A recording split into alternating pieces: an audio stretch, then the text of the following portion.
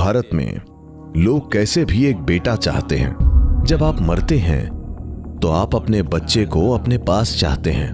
वे लोग जो पूरी तरह बिना जागरूकता के जीते हैं और जो अपने बारे में कुछ भी नहीं करते, वे लोग अपनी मुक्ति के लिए अपने बच्चों पर निर्भर कर रहे हैं। अगली जनरेशन पिछली में एक छोटी जगह रखती है। ऐसे तरीके हैं जिनसे आपके अंदर मौजूद उस छोटी जगह का उपयोग किया जा सकता है।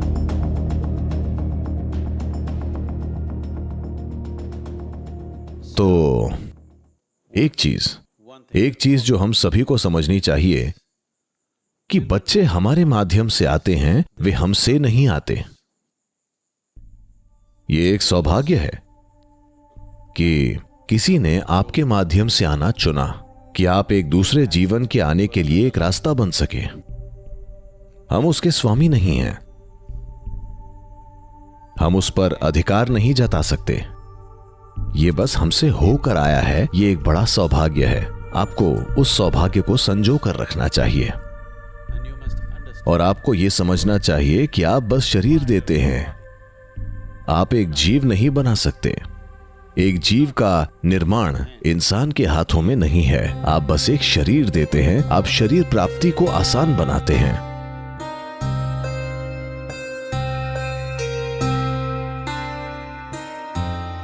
तो केवल तभी जब वो जीव वाकई उस शरीर से जुड़ता है जो आपका दिया हुआ है, आपके अंदर भी कुछ होता है और एक खास जगह बनाता है। वो आपके खुद के सिस्टम के अंदर एक खास जगह बनाता है। अगर हम बस किसी की ऊर्जा को चेक करें तो हम जान जाते हैं कि उनके कभी बच्चे हुए हैं या नहीं। अगर आप किसी लोकल ज्योतिषी के पास जाएं, वो 25 रुपए में बता देगा कि आपके कितने बच्चे हैं, वो जीवित हैं या नहीं, यहां तक कि उनके नाम भी। 25 रुपए में मैं बता रहा हूं, जो कि आधा $1 है। वे आपको आपके बच्चों का एक सारांश दे देंगे, उनकी विशेषताएं, उनके नाम, सब कुछ। क्योंकि ये आपके अंदर एक खास जगह बनाता है और अगर आप ध्यान देने को इच्छुक हैं तो ये बिल्कुल वहां मौजूद है। अब ये कनेक्शन, ये शरीर का कनेक्शन काफी स्ट्रांग होता है जब तक कि बच्चा 21 का नहीं हो जाता। 21 के बाद ये एक बार फिर से कम होने लगता है। ये एक खूबसूरत प्राकृतिक सिस्टम है। बच्चे का ख्याल रखने का, उसे बड़ा करने का और आपको इस काबिल भी बनाना कि जब आपको उसे छोड़ना पड़े तो आप ऐसा कर पाएं। अगर कोई मेरे पास आता है और कहता है कि मेरे बच्चों को आशीर्वाद दीजिए, तो मैं पूछूंगा कि वे कितने साल के हैं। अगर वे 21 से कम हैं तो हम सचमुच उन्हें आशीर्वाद देते हैं। अगर वे 21 से ऊपर हैं तो हम उनके साथ हंसी मजाक करके उन्हें भेज देते हैं, क्योंकि इसका कोई मतलब नहीं है। आपके बच्चों के लिए आपको आशीर्वाद देने का कोई मतलब नहीं है अगर वे 21 से ऊपर हैं। हमें उन्हें ही आशीर्वाद देना होगा। वे अब अपने में एक व्यक्ति हैं। अगर वे 21 से कम हैं तो आप एक माँ या एक पिता को आशीर्वाद देकर बच्चे पर एक गहरा प्रभाव छोड़ सकते हैं। पर अगर वे 21 के ऊपर हैं तो उन्हें खुद ही आना होगा। माँ को या पिता को आशीर्वाद देने का कोई नतीजा या कुछ खास महत्व नहीं होगा, इसका बस भावनात्मक महत्व होगा। भारत में लोग कैसे भी एक बेटा चाहते हैं। इसका कारण यह है कि आज सामाजिक परिस्थितियां बदल गई हैं। लोगों की तकनीकी और यात्रा करने की क्षमताएं बदल गई हैं। नहीं तो उम्र होने पर लड़की की शादी हो जाती और वो किसी और के घर चली जाती है। अगर आपकी मृत्यु हो गई तो शायद वो नहीं आ पाएगी, क्योंकि उसको पैदल चलकर आना है। उसे अमेरिका में होने की जरूरत नहीं है। अगर वो सेलम में भी है तो वो 200 किलोमीटर चलकर नहीं आएगी। जब तक वो आएगी आपका अंतिम संस्कार पूरा हो चुका होगा। तो हम एक बेटा चाहते हैं क्योंकि वो यहां रहेगा। आज की दुनिया में यह प्रासंगिक नहीं है। पर मैं चाहता हूं कि आप ये समझें कि 1000 साल पहले ये बहुत प्रासंगिक था। अगर लड़की 50 किलोमीटर दूर रहती है तो वो समय पर नहीं आ पाएगी। उसके खुद के बच्चे हैं, पति है, उसका परिवार है, वो सब कुछ छोड़कर नहीं जा सकती और वो अकेली पैदल नहीं जा सकती।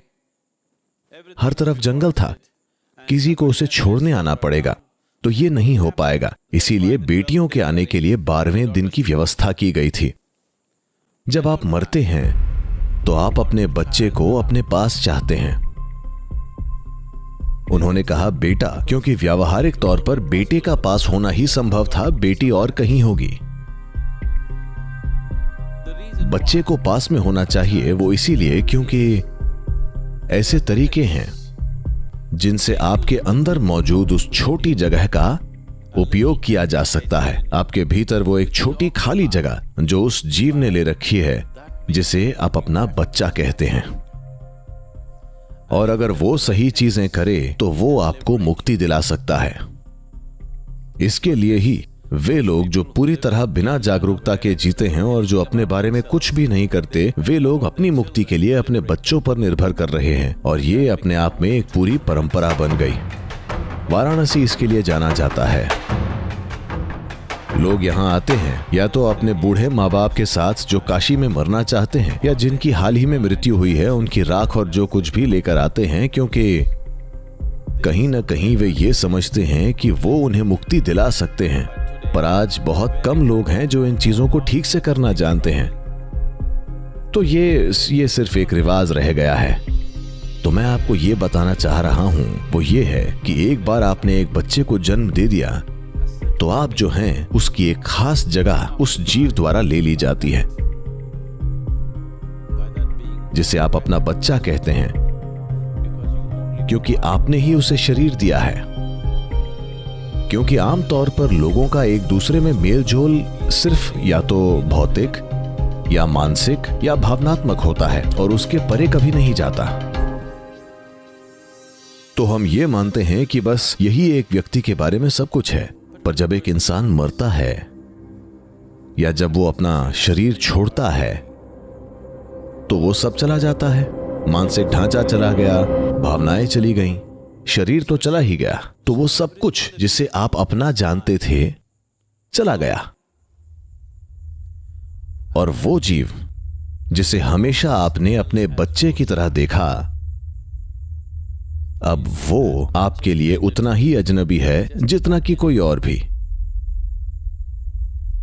अब साथ ही साथ किसी के मरने के बाद अगर वो हमारे माँ बाप हैं तो हम कुछ खास चीजें करते हैं, अगर वो हमारे बच्चे हैं तो हम कुछ भी नहीं करते, क्योंकि आपके अंदर एक छोटी जगह उस जीव के गुणों ने ले रखी है, पर उनके अंदर वो छोटी जगह आपने नहीं ली है। आप अगली जनरेशन में जगह नहीं ले सकते। अगली जनरेशन पिछली में एक छोटी जगह रखती है, पर पिछली जनरेशन अगली में नहीं रखती और रख भी नहीं सकती, जैसा कि प्राकृतिक रूप में होना भी चाहिए।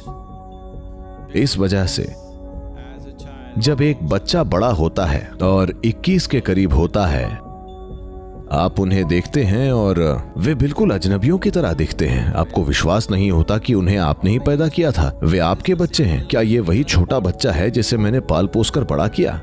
आप पहचान नहीं पा रहे हैं कि वो क्या कर रहे हैं, क्योंकि आपका उनमें घर नहीं है, पर उनका आप में एक घर है। तो अगर आप अपने बच्चों पर प्रभाव डालना चाहते हैं, उनके साथ बहुत सी चीजें करने की कोशिश मत करिए। आपको यह पहचानना आना चाहिए कि वो जगह कहां है। अगर आप उसे एक खास तरह से रखें तो चीजें ठीक होंगी। ये बच्चे के बारे में एक रिमोट कंट्रोल है जो एक माता या पिता के पास होता है। तो अगर आप अपने बच्चे पर प्रभाव छोड़ना चाहती हैं, क्योंकि आप पहले 11 दिनों के अंदर आई हैं, काल भैरव कर्म निश्चित रूप से कुछ महत्वपूर्ण करता है।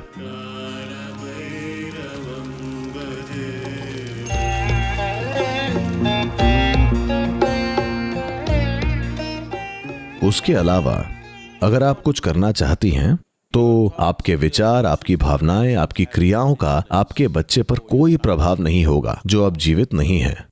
पर अगर आप भीतर मुड़ जाएं, अगर आपके अस्तित्व की प्रकृति सुखद हो जाए, तो ये एक जबरदस्त प्रभाव होगा। क्योंकि वो छोटी जगह अगर वो सुखमय हो गई तो वो जीव सुखदता का अनुभव करेगा। जब तक कि वो एक दूसरा शरीर नहीं पा लेता, तब तक आप उसे प्रभावित कर सकती हैं। एक बार उसने दूसरा शरीर ढूंढ लिया, फिर आपका उसके साथ करने के लिए कुछ भी नहीं है। अब कोई और कहेगा ये मेरा बच्चा है, और एक पूरा नया ड्रामा फिर से शुरू होगा।